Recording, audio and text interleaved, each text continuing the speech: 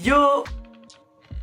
Je suis en train de faire le montage et j'ai encore un problème de focus sur la vidéo. Du coup, je suis désolée, je vais être floue la moitié du temps. Mais encore une fois, l'important, c'est pas ma tronche, c'est ce que je dis. Donc voilà, je suis désolée si c'est désagréable. La première embêtée par tout ça, c'est moi. Donc voilà, désolé.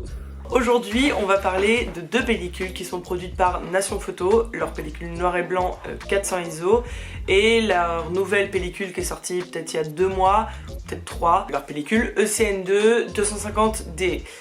Ils m'ont gentiment envoyé ces deux pellicules pour que je les teste, donc évidemment j'ai accepté, c'est très sympa de leur part. J'ai souhaité tester ces deux pellicules dans deux configurations différentes, dans les deux types de photos que j'aime bien faire, à savoir la photo genre de voyage, d'instant, et la photo de mode. Donc on est parti d'abord une journée avec Pierre et notre chien dans le nord de la France, au bord de la mer, pour tester ça un peu dans la nature. Et ensuite j'ai organisé un test avec une mannequin. Donc j'ai fait un mood board, j'ai ensuite réuni une équipe, donc là il y avait un maquilleur, Mathéo, j'ai une amie qui est venue m'aider sur le stylisme, Pauline. Il y a une friperie qui vend des vêtements très axés années 60 jusqu'à 80 qui a accepté de nous prêter des vêtements. Donc voilà, on a fait tout un petit travail autour du mood des années 70 et j'ai testé ces deux pellicules. Alors simplement, qu'est-ce que c'est cette pellicule 250D ECN2 ? C'est une pellicule c'est un film cinéma en fait, que Nation Photo a remis dans les comment on appelle ça ? Qu'ils ont cartouché eux-mêmes, donc ils ont sorti de la bobine et qu'ils ont cartouché pour qu'on puisse l'utiliser en photographie. Et le processus ECN2, en fait, c'est le processus au développement du film qui permet d'enlever la couche remjet. Et la couche remjet, c'est une couche qui permet de retirer les halos lumineux, entre autres. Donc voilà, donc ces pellicules-là, et il y en a d'autres sur le marché, hein, mais ces pellicules nécessitent ce processus-là pour retirer cette couche. Voilà, donc c'est un processus qui est un peu différent, qui se faisait à la main avant je crois, et qui maintenant, enfin en tout cas Nation Photo, ils ont leur machine maintenant, qu'ils ont développé eux-mêmes. Donc je vous laisse avec le résultat juste après et on en reparle.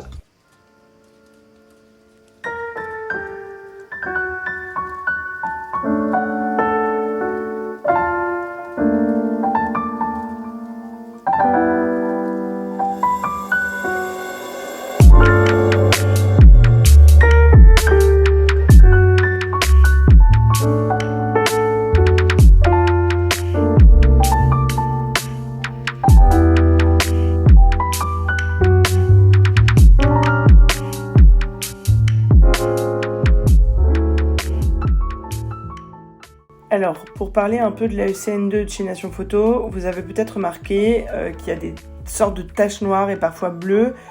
Alors, il y a plusieurs choses qui en sont a priori la cause. Moi, j'ai pas eu de chance parce que la machine qui développe ces films-là, qu'ils ont eux-mêmes créé à Nation Photo, enfin qu'ils ont eux-mêmes bidouillé, elle est tombée en panne alors que mon film était dedans. Mon film a été endommagé, d'où les taches indélébiles qui apparaissent. C'est relou. Ça arrive, ça peut malheureusement faire partie du jeu avec l'argentique. C'est vrai que l'analogue, bon, parfois ça fonctionne avec des vieilles machines, ce qui est le cas là, même si c'est une machine qui a été bricolée pour développer ces films-là, mais voilà, donc ça peut arriver, comme de faire l'erreur d'ouvrir son boîtier alors qu'on a un film dedans, bon. Ensuite, concernant les traces bleues sur les premières vues du film, il se pourrait que ce soit un problème d'électrostatique. Le film est initialement en bobine cinéma et pas conçu pour la cartouche. Du coup, l'électrostatique interviendrait soit au moment de l'extraction du film de la cartouche pour le développer, ou alors à la mise en cartouche. Ils m'ont expliqué que aussi ce souci d'électrostatique qu'il y avait auparavant, il n'existe plus, ils ont ajusté la machine, le problème est réglé aussi. Voilà pour ces traces qu'on voit sur les 2 scans de l'ECN2. Depuis, la machine elle a été réparée, ça a glow up, ça fonctionne sans problème. Et puis moi, je retesterai le film dans quelques mois pour être sûr que c'était juste une question de malchance. Voilà.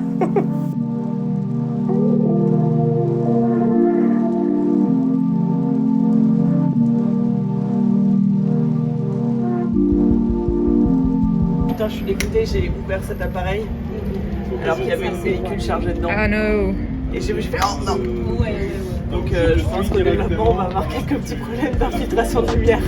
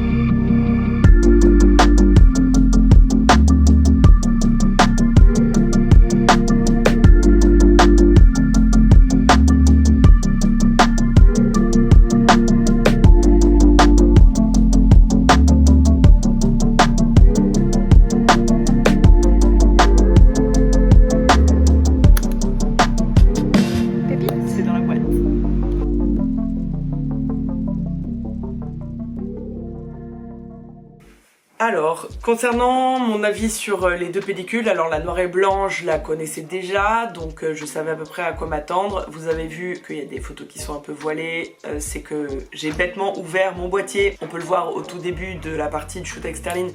J'ai ouvert le boîtier alors qu'il y avait encore le film dedans. Mais donc voilà, sinon je connaissais la pellicule et c'est un film que j'aime bien. Et surtout c'est un film noir et blanc qui coûte pas cher parce qu'il est à moins de 5 € et en ce moment on sait très bien combien ça coûte les films sur le marché. C'est une pellicule 36 poses. Je suis désolée si vous entendez du bruit, c'est mon voisin qui fait des travaux. Donc c'est une pellicule qui coûte 5 € et je trouve que les contrastes sont beaux. J'aime bien les noirs, enfin franchement c'est une péloche que j'aime bien. En règle générale je suis pas hyper fan du noir et blanc, enfin j'ai plus de mal à composer avec du noir et blanc que de la couleur. Mais par ailleurs c'est un film que j'aime bien et moi je trouve, enfin ce film me fait penser à la Trix. Et la Trix c'était une péloche que j'aimais bien. Après c'est mon avis personnel, peut-être que vous allez penser autre chose, mais moi c'est ce que ça m'a évoqué.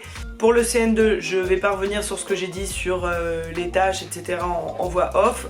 En revanche, c'est un film dont j'ai vraiment aimé le rendu, je savais pas à quoi m'attendre. J'aime bien les tons froids qui se dégagent, aussi bien sur cette journée à la mer que sur le shooting avec Sterling. Je trouve que le grain est très fin et c'est hyper agréable, c'est très lisse, mais en même temps je trouve qu'on voit que c'est de l'argentique, enfin on le perçoit.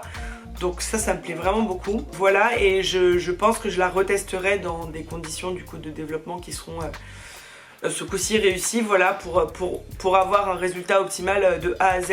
Mais globalement j'ai vraiment bien aimé le rendu de la pellicule, donc je l'achèterai. Merci Nation Photo de me soutenir en m'envoyant ces films là, j'ai pu les tester et c'est vraiment cool. Je voudrais remercier aussi juste Pauline et Mathéo qui m'ont aidé sur le shooting avec Sterling, qui est donc une modèle qui vient de l'agence Cover, Henri de chez Dynasty Vintage qui nous a prêté des vêtements du stock de la friperie et de son stock personnel, donc qui m'a fait confiance, donc merci à toi, c'était vraiment sympa.